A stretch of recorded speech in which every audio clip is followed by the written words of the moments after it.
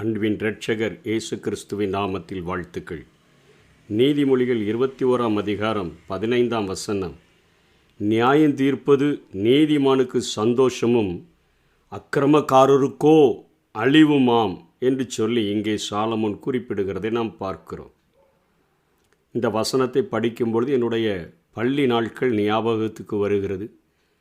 சிறு வயதிலிருந்தே அடிக்கு பயந்து நன்றாக படிக்கிற ஒரு கிருபையை ஆண்டவர் எனக்கு கொடுத்திருந்தபடியினால் நான் மிகவும் கவனம் செலுத்தி விளையாடுகிற நேரத்தில் விளையாடுகிறதும் படிக்கிற நேரத்தில் மிகவும் அக்கறையோடு கூட படித்துட்டு முந்தின நாள் நடத்தின பாடங்களெல்லாம் சரியாக படித்து கொண்டு செல்வது வழக்கம். எக்ஸாம் டைம்லலாம் ரொம்ப சந்தோஷமாக இருக்கும்.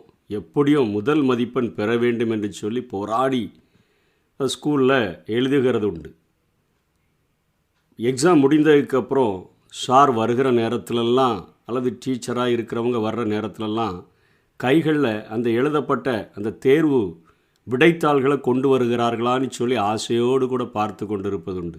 ஏனென்று சொன்னால் இதில் நம்ம முதல் மாணவனாக முதல் மதிப்பெண் பெற்றிருந்தால் அநேக பாராட்டு கிடைக்கும். அதற்காக சந்தோஷத்தோடு கூட ஒவ்வொரு நாளும் அதை எதிர்பார்க்கிறது உண்டு. ஆனால் என்னுடைய நண்பர்கள் ஒரு சிலர் அதனை துக்கத்தோடு கூட அந்த தேர்வு பேப்பர்களை கொண்டு வந்து விடக்கூடாது என்பதில் சொல்லுவாங்க. இன்றைக்கி அவங்க கொண்டு வந்துடக்கூடாது, இவங்க கொண்டு வந்துடக்கூடாது. ஏன்னா இன்றைக்கி பிள்ளைகள் படிப்பதில் வாத்தியார் அடிப்பார்கள், டீச்சர்ஸ் அடிப்பார்கள்னு சொன்னால் அவங்க அதிலெல்லாம் ஒன்றும் பயப்படுறதில்ல. அடிப்பதே இல்லை என்கிற ஒரு நிலைமைக்கு இன்றைக்கி பள்ளிகளை ஸ்டூடெண்ட்ஸ் உருவாக்கி விட்டார்கள். அந்த நாட்களில் மாடை அடிக்கிற பிரம்பை வைத்தே ஸ்டூடெண்ட்ஸ் லேட்டாக வருகிற ஸ்டூடெண்ட்ஸ்டையே காசை கலெக்ட் பண்ணி அந்த பிரம்பை வாங்கி வைத்திருப்பார்கள். அந்த பிரம்போடு கூடத்தான் அங்கே நம்முடைய ஆசிரியர்கள் பள்ளிக்குள்ளாக வருவதுண்டு. அப்போ அந்த பேப்பர் கொண்டு வந்தாங்கன்னா மிகுந்த சந்தோஷமாக இருக்கும். நான் அப்படியே போய் பார்ப்பேன். ஏன்னா அவர்கள் முதல் மதிப்பெண்லேருந்து வரிசையாக கீழே அடுக்கி வச்சுருந்தாங்கன்னா அந்த என்னுடைய ஹேண்ட் ரைட்டிங் தெரியுதா, முதல் பேப்பராக என்னுடைய பேப்பர் இருக்குதான்னு சொல்லி ஒவ்வொரு நாளுமே மிகுந்த ஒரு ஆவலோடு கூட வருகிற நேரத்திலும் அதை அத்தனை ஆசையாக நோக்குவது உண்டு. ஆனால் அநேக என்னோடு கூட கொஞ்சம் படிக்காத விளையாட்டாக இருக்கிறவர்கள் கொஞ்சம் பயப்படுவார்கள். கடைசியில் பேப்பர் இருந்துச்சுன்னா அல்லது ஃபெயிலான லிஸ்ட்டில் நம்ம பேப்பர் இருந்துச்சுன்னு சொன்னால் அந்த கம்பு முறிகிற அளவுக்கு நமக்கு அடி விழுமே என்று சொல்லி அத்தனையாய் அடிப்பார்கள். என்னுடைய தகப்பனாரே அவரும் ஆசிரியராக இருந்தபடினால் சொல்லிடுவார். வாத்தியார்களிடத்தில் ஆசிரியர்களிடத்தில் வந்து சொல்லுவார், கண்ணை மட்டும் வச்சுட்டு மீதியெல்லாம் உரித்து எடுத்துருங்க அப்படின்னு தான் அன்றைக்கு இருந்த பேரண்ட்ஸ் ஆசிரியர்களிடம் சொல்வதுண்டு. ஆகவே எல்லா ஸ்டூடெண்ட்ஸும் மிகவும் அதிகமாக பயப்படுகிற ஒரு சூழ்நிலை காணப்படும். அதே போல் அந்த சூழ்நிலையை கொண்டு தான் இங்கே சொல்லுகிறார், நியாய தீர்ப்பு நீதிமானுக்கு சந்தோஷம். பரிசுத்தமாய் வாழ்கிறவனுக்கு, இந்த உலகத்தில் ஒட்டு உறவின்றி, அதாவது பாவத்தோடு கூட ஒட்டி உறவின்றி வாழ்கிறவனுக்கு ஆண்டவர் வருகிறார். நியாய தீர்ப்பு, அதாவது கடைசி நியாய தீர்ப்பாகிய அந்த வெள்ளை சிங்காசன நியாய தீர்ப்பு கிடச்சிச்சின்னா நான் பரலோக ராஜ்யத்தில் போய் அந்த நித்திய வீட்டில் என்னென்னலாம் அனுபவிக்க போகிறேங்கிற ஒரு சந்தோஷத்தோடு கூட ஒவ்வொரு நாளும் அவருடைய வருகையை எதிர்பார்க்கிறவனாக காத்திருப்பான். ஆனால் துன்மார்க்கனுக்கு அக்கிரமக்காரனுக்கோ அழிவுமாம், அவன் பயந்துட்டே இருப்பான். இன்றைக்கி ஆண்டவரை பின்பற்றுகிறவர்களிடத்திலேயே ஆண்டவராகி இயேசு இன்றைக்கு வந்துவிட்டால் என்ன செய்வீர்கள் என்று சொன்னால் அவர்களுடைய முகம் மாறி கண்கள் பிதுங்குகிற ஒரு நிலைமையில் இருக்கிறார்கள் என்று சொன்னால் அவர்கள் இன்றும் ஆயத்தமாகாத நிலைமையில் இருக்கிறார்கள் என்பதை அறிந்து கொள்ளலாம்.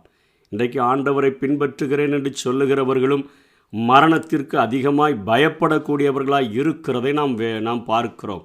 நாம் வாழ்கிற சமுதாயத்தில் வேதத்தை சுமந்து கொண்டு அதிகமாய் ஜெபிக்கிறேன், அதிகமாய் வேதம் படிக்கிறேன் என்று சொல்லுகிறவர்களும் கூட இந்த மரணத்தை கண்டு நடுங்குகிறார்கள் என்று சொன்னால் அவர்கள் ஆண்டவரை பின்பற்றுகிற விதமாக பின்பற்றவில்லை என்றே நாம் கண்டுகொள்ள முடியும்.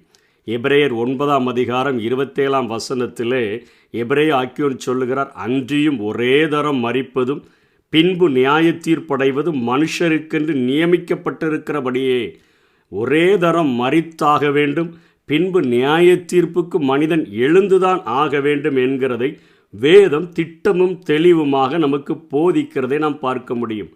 வெளிப்படுத்தல் 20ஆம் அதிகாரம் 10-15 வரையும் பார்த்தோன்னா, 1000 வருட அரசாட்சி முடிந்த பின்பு ஆண்டவர் சாத்தானை நித்திய அந்த அக்கினியிலே அவனை மோசம் போக்கின பிசாசானவன் என்று 10ஆம் வசனத்திலே சொல்லுகிறார். மிருகமும் கள்ள தீர்க்கதரிசியுமாய் இருக்கிற இடமாகிய அக்கினியும் கந்தகமும் உள்ள அந்த கடலிலே தள்ளப்பட்டான். அவர்கள் இரவும் பகலும் சதா காலங்களிலும் வாதிக்கப்படுவார்கள். சாத்தான் இன்னைக்கு நம்ம இந்த உலகத்தில் நம்மை வாதிக்கிறவனாக, நம்மை வேதனைப்படுத்துகிறவனாக இருக்கிறான். இங்கே அவனுக்கு எந்த வேதனையும் இல்லை. ஆனால் அவன் அக்கினியும் கந்தகமும் எரிகிற அந்த கடலிலே தள்ளப்படும் பொழுது அவனுக்கும் இரவும் பகலும் சதா காலங்களிலும் ஒரு வாதிப்பு உண்டாகிறது என்று வேதம் சொல்லுகிறது. அங்கே தள்ளப்பட்ட பின்பு ஆண்டவர் என்ன செய்கிறார்னு சொல்லி இங்கே யோவான் வெளிப்படுத்தின விசேஷத்தில் சொல்லுகிறார். நான் பெரிய வெள்ளை சிங்காசனத்தையும் அதன் மேல் வீற்றிருக்கிறவரையும் கண்டேன். அவருடைய சமூகத்திலிருந்து பூமியும் வானமும் அகன்று போயின, அவைகளுக்கு இடம் காணப்படவும் இல்லை. மரித்தோராகிய சிறியோரையும் பெரியோரையும் தேவனுக்கு முன்பாக நிற்க கண்டேன். அப்பொழுது புஸ்தகங்கள் திறக்கப்பட்டன. ஜீவ புஸ்தகம் என்னும் வேறொரு புஸ்தகமும் திறக்கப்பட்டது. அப்பொழுது அந்த புஸ்தகத்தில் எழுதப்பட்டவைகளின்படியே மரித்தோர் தங்கள் தங்கள் கிரியைகளுக்கு தக்கதாக நியாய தீர்ப்படைந்தார்கள். ஒருவேளை அப்போ இருக்கிறவங்க மாத்திரம்தானா அப்படின்னா அதுக்கு கீழே யோவான் எழுதுகிறார், சமுத்திரம் தன்னில் உள்ள மரித்தோரை ஒப்புவித்தது. மரணமும் பாதாளமும் எங்கெங்கே மரிக்கிறார்களோ, எந்தெந்த இடத்துல மரிக்கிறார்களோ அவைகள் எல்லாமே ஆண்டவர்கிட்ட ஹேண்ட் ஓவர் பண்ணுது. மரணமும் பாதாளமும் தங்களில் உள்ள மரித்தோரை ஒப்புவித்தன. யாவரும் தங்கள் தங்கள் கிரியைகளின்படியே நியாய தீர்ப்படைந்தார்கள். அப்பொழுது மரணமும் பாதாளமும் அக்கினி கடலிலே தள்ளப்பட்டன. இது 2ஆம் மரணம். ஜீவ புஸ்தகத்திலே எழுதப்பட்டவனாக காணப்படாதவன் எவனோ அவன் அக்கினி கடலிலே தள்ளப்பட்டான். நியாய தீர்ப்பு ஆண்டவருடைய பிள்ளைகளுக்கு சந்தோஷம், ஆனால் அக்கிரமக்காரருக்கு அது அழிவு. அவர்கள் அக்கினி கடலிலே தள்ளப்பட்டார்கள். இங்கேயும் யோவான் ஒரு சில பட்டியலிடுகிறார். அங்கே வெளிப்படுத்தல் 21:8 சொல்லுகிறார், பயப்படுகிறவர்களும் அவிசுவாசிகளும் அருவருப்பானவர்களும் கொலைபாதகரும் விபச்சாரக்காரரும் சூனியக்காரரும் விக்கிரக ஆராதனைக்காரரும் பொய்யர் அனைவரும் 2ஆம் மரணமாகிய அக்கினியும் கந்தகமும் எரிகிற கடலிலே பங்கடைவார்கள் என்று சொல்லிட்டு 27ஆம் வசனத்திலேயும் சொல்லுகிறார், தீட்டுள்ளதும் அருவருப்பையும் பொய்யையும் நடப்பிக்கிறதுமாகிய ஒன்றும் அதில் பிரவேசிப்பதில்லை. ஆட்டுக்குட்டியாவனவரின் ஜீவ புஸ்தகத்தில் எழுதப்பட்டவர்கள் மாத்திரம் அதில் பிரவேசிப்பார்கள்.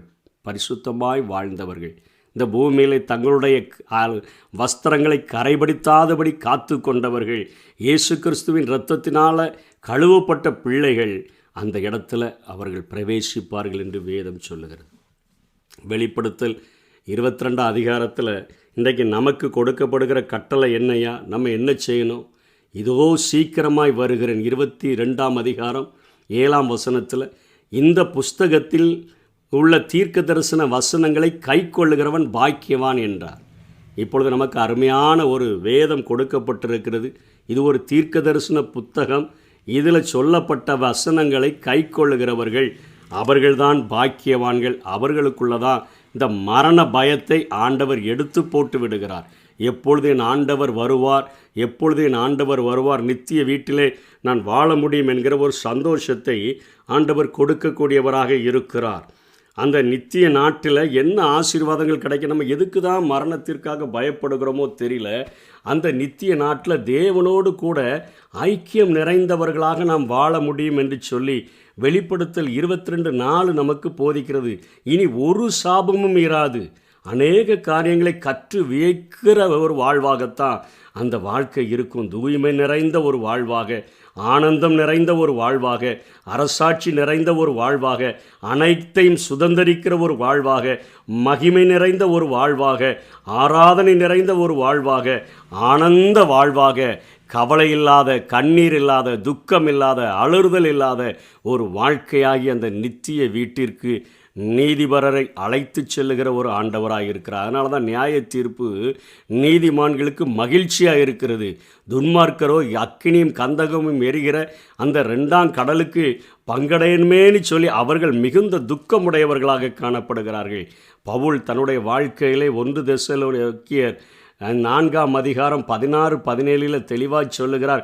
கர்த்தர் தாமே ஆரவாரத்தோடும் பிரதான தூதனுடைய சத்தத்தோடும் தேவ எக்காலத்தோடும் வானத்திலிருந்து இறங்கி வருவார். அப்பொழுது கிறிஸ்துவுக்குள் மரித்தவர்கள் முதலாவது எழுந்திருப்பார்கள். பின்பு உயிரோடு இருக்கும் நாமும் கர்த்தருக்கு எதிர்கொண்டு போக மேகங்கள் மேல் அவர்களோடு கூட ஆகாயத்தில் எடுத்துக்கொள்ளப்பட்டு இவ்விதமாய் எப்பொழுதும் கர்த்தருடனே கூட இருப்போம். ஆகையால் இந்த வார்த்தைகளினாலே நீங்கள் ஒருவரை ஒருவர் தேற்றுங்கள். எத்தனை எதிர்பார்ப்பு! உங்களுக்கு கஷ்டம் சரியாயிருங்க, நீங்கள் நல்லா வந்துடலாங்க அப்படின்னு சொல்லுகிற வார்த்தை அல்ல. நம்ம ஒரு நாள் எடுத்துக்கொள்ளப்பட்டு நித்திய வீட்டில் கவலை இல்லாத, கண்ணீர் இல்லாத, மரணம் இல்லாத, துக்கம் இல்லாத, சாபம் இல்லாத ஒரு வாழ்க்கையை நாம் அனுபவிக்க போகிறோம். அந்த வார்த்தைகளினால் தேற்றுங்கள் என்று பவுல் சொல்லுகிறார். நான் இந்த தேகத்தை விட்டு பிரிந்து அவரோடு கூட நான் இருக்க விரும்புகிறேன் என்று சொல்லுகிறார். எத்தனை வாஞ்சை! ஆண்டவரை உண்மையாய் பின்பற்றுகிற நாம் நம்முடைய வாழ்க்கையில் பயம் நீக்கப்பட்டிருக்குதா? மரண பயம் நீக்கப்பட்டிருக்குதா? இன்றைக்கி கண்ணை மூடணுன்னா அந்த நித்திய வீட்டில் என் கண்களை திறப்பேன் என்கிற நிச்சயம் இருக்கிறதா? நமக்கு நியாய தீர்ப்பு சந்தோஷமானதாக இருக்கணும். என் பேர் ஜீவ புஸ்தகத்தில் எழுதப்பட்டிருக்குது, நிச்சயமாய் நித்திய வீட்டில் நான் பிரவேசிப்பேன்னு சொல்லி இன்றைக்கு துன்மார்க்கருக்குடைய அழிவை நினைச்சு அவங்க வேணால் கவலைப்படலாம். வாய்ப்புகள் கொடுக்கப்படுகிறது. இந்த தீர்க்க தரிசன புஸ்தகத்தில் உள்ள வசனங்களை கை கொள்ளுகிறவன் எவனோ அவன் ரட்சிக்கப்பட்டு நித்திய வீட்டை அவன் பெற்றுக்கொள்ள முடியும். இவர்களுக்காக, ஆண்டவரை ஏற்றுக்கொள்ளாதவர்களுக்காக, பாவ வாழ்க்கையிலே தொடர்ந்து நிலைத்திருக்கிறவர்களுக்காக கண்ணீரோடு கூட ஜெபிப்போம்.